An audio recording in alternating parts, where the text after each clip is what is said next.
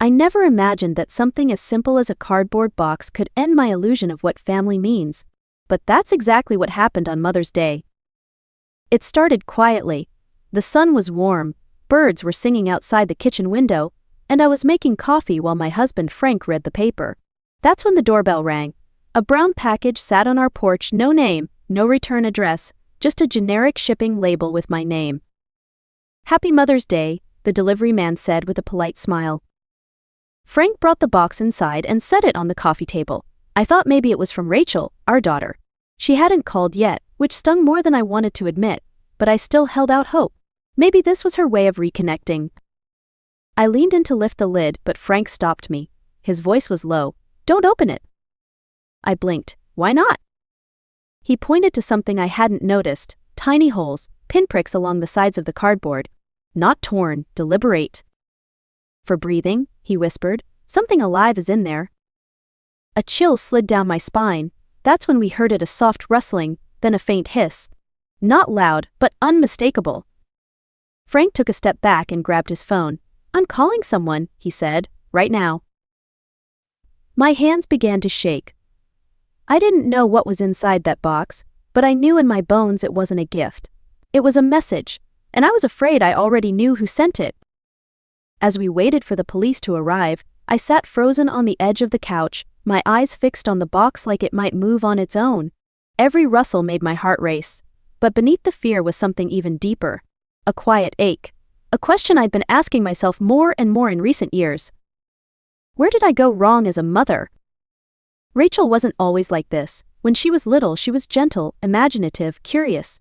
I still remember the Mother's Day when she was 8. She woke up early to make me breakfast in bed.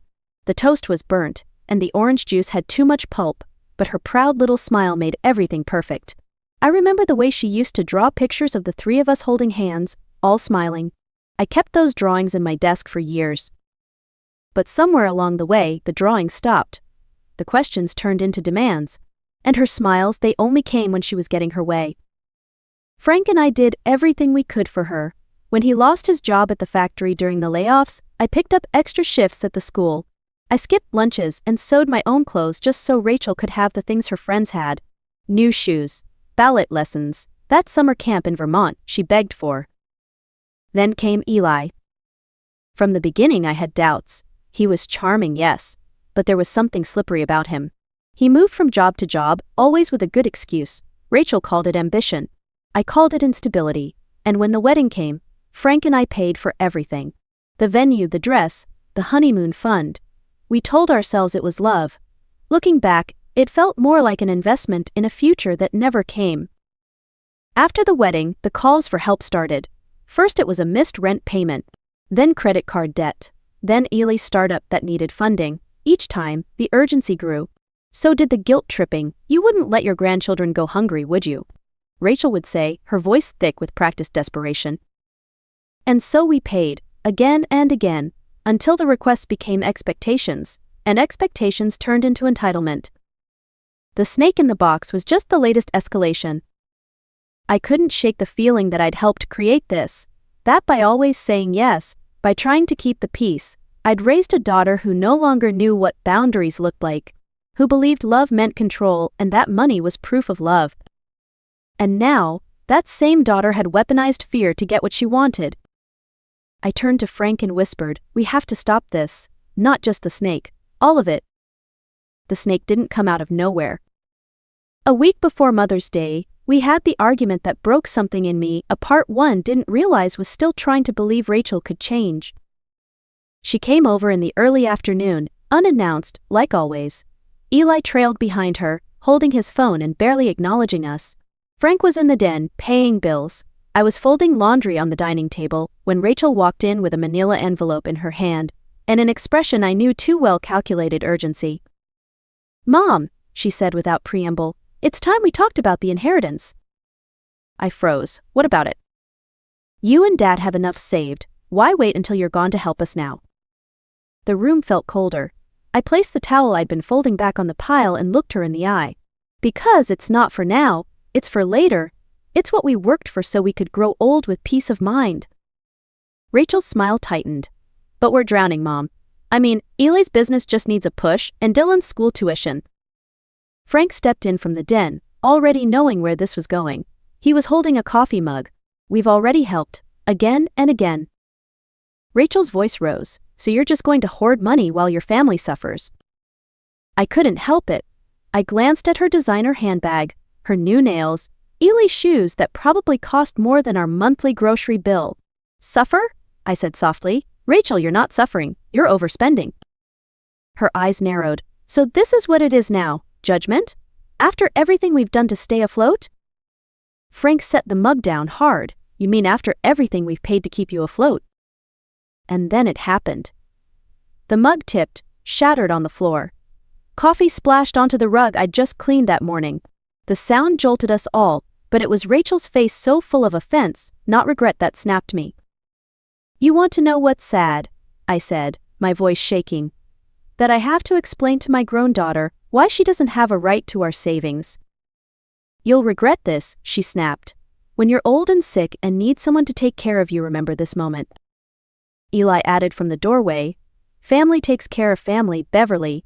Maybe not with love, but at least with money. Frank didn't hesitate. Get out, both of you. I stood beside him, silent, not because I was unsure, but because I knew finally, fully, that the daughter I loved was no longer standing in front of me. She was gone. The officers arrived within 10 minutes of our call. One of them, a tall man named Officer Ramirez, moved with calm efficiency, but I could tell from the way his eyes narrowed at the box that he was as unsettled as we were. Frank explained what we heard: the hissing, the movement, the breathing holes. The officer nodded, then requested we step back while he called animal control. It felt surreal, like we weren't standing in our living room, but in the middle of some bizarre test of nerves. I couldn't stop staring at the box, wondering what kind of person would send something alive, something that hissed, to their own mother. But I already knew. I remembered the name on the credit card bill from 2 weeks ago. Reptile Den. I had asked Frank about it. He assumed it was a pet toy Rachel had bought for the kids. We both brushed it off. But now I saw it clearly. She used our card. Again, without asking. When Mike, the animal control specialist, finally arrived, he didn't waste time. With gloved hands and calm precision, he cut the tape and lifted the flap slowly. I held my breath. Frank gripped my hand. Inside was a 3-foot corn snake, pale orange and cream-colored, curled in on itself, alert but calm. Non-venomous, Mike said, popular as pets, but none of that mattered to me. This wasn't a prank. This was a threat. Mike placed the snake into a secure carrier and carefully disinfected the box. Somebody paid good money for this one, he said. Not the kind of thing you just toss in the mail on a whim. Frank and I nodded, numb. I didn't tell Mike what I was thinking. I didn't tell him that my daughter had sent it. I couldn't, not yet. Officer Ramirez turned to us and asked the question I'd been avoiding. Do you have any idea who might have sent this? I looked at Frank. He looked at me. We both hesitated. I'm not sure, I said. It wasn't entirely a lie, because I wasn't sure what version of Rachel had done this, the daughter I raised, or the person she'd become. That night, after everything was cleared and the house was quiet again, I sat at the kitchen table and replayed it all in my mind. The package, the hissing, the argument, the threats. And then I picked up the phone and dialed her number. When she answered, her voice was bright, artificial. Hi, Mom, how was your day? That single sentence broke my heart, because it wasn't a question, it was a mask. And I was done pretending. I didn't respond to her question right away. I just let the silence stretch, waiting to hear what came next. Mom? She said again, her tone still too sweet. Is everything okay? I wanted to scream, to ask her how she could pretend like nothing happened, but I didn't. I took a deep breath and kept my voice even. I received a package today. There was a pause, barely a second, but it spoke volumes. Then, oh, what kind of package? No curiosity, no warmth, just stalling. A box, with breathing holes, delivered on Mother's Day. Another pause, a longer one. I have no idea what you're talking about, she said quickly. Too quickly. And then, in the background, I heard it. Laughter, low, unmistakable, and infuriating. Eli. He wasn't surprised, he wasn't confused, he was amused. And with that one sound, everything fell into place. The snake, the timing, the credit card charge, the complete lack of empathy. It wasn't just a cruel joke, it was intentional, deliberate. I didn't say any of that to Rachel. I didn't need to.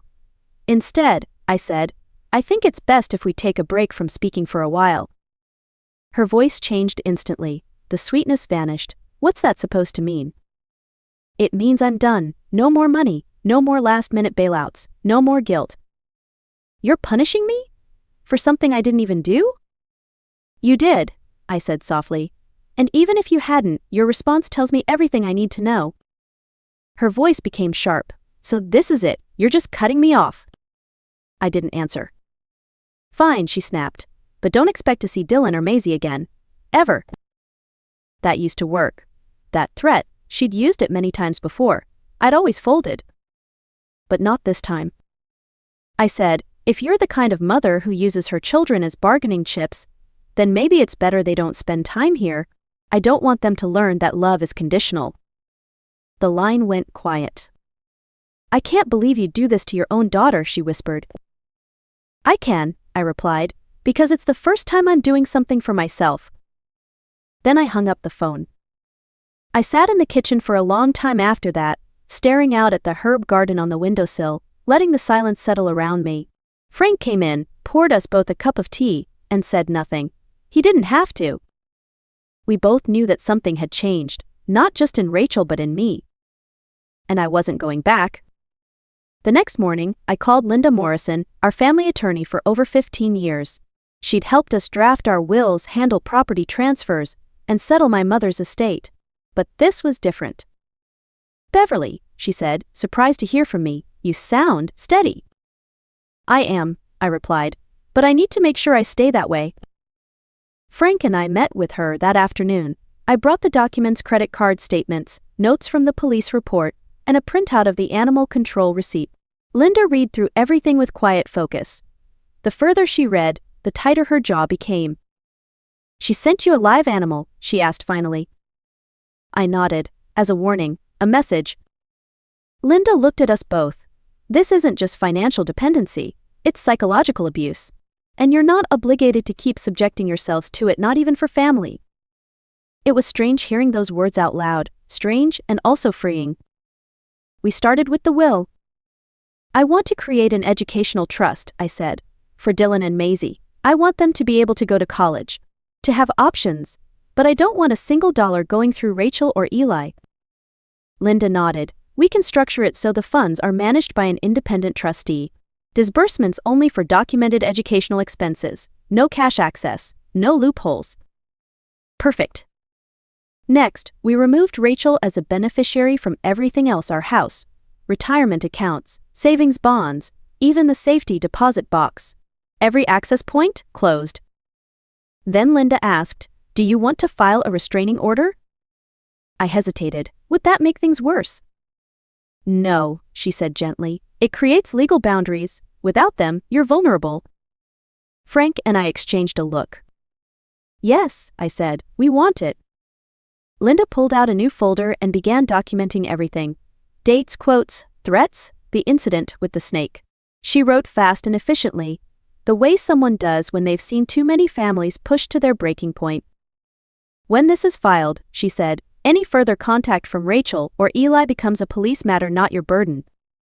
By the end of the meeting, I felt like I could breathe again, not because everything was fixed, but because for the first time, we had a plan that didn't involve giving in.